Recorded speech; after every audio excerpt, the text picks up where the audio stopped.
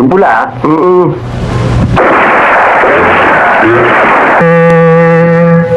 tama, no? Wala.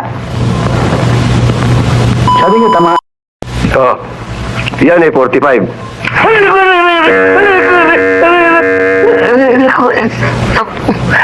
Bakit mo binagsak? Mabigat ho pala eh. Natural bakal to. Bakal ba?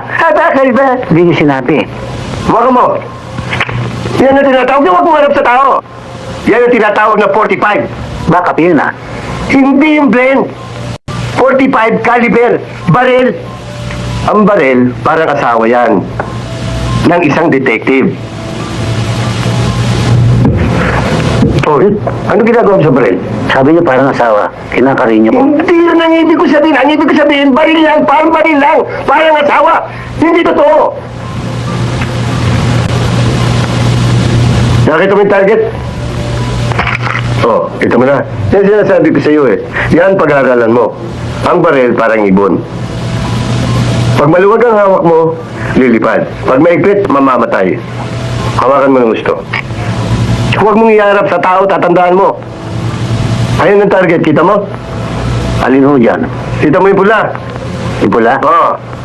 Yung nasa puti, nakahikit. Nakita mo? Yun ang targetin mo, yun ang barilin mo. Kailangan tamaan mo yung pula. Yung pula? Ha? Kung kalapit naman. Ha? Ang galing tamaan yan. Sige, subukan mo. Amin ho, ako ang champion sa tirador eh. Tinatul yun. 45 caliber yan. Sige. Hindi nga tatanong eh. Kasama muna. Kakasawin Huwag mo natin. yanap sa tao. Kakasa. Ginaganon? Oo. Kakasa natin. Bakit mo kinalas? Eh, baril niyo, bulok na eh. Anong bulok eh, kinalas mo? Tarantadong to, sisiraan mo yung baril. Hindi bale.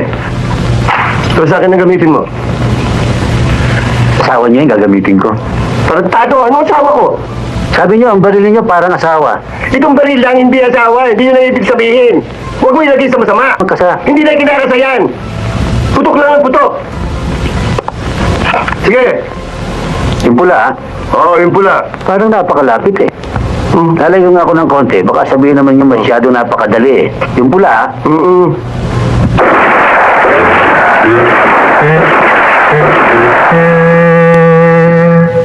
Tama no? Wala.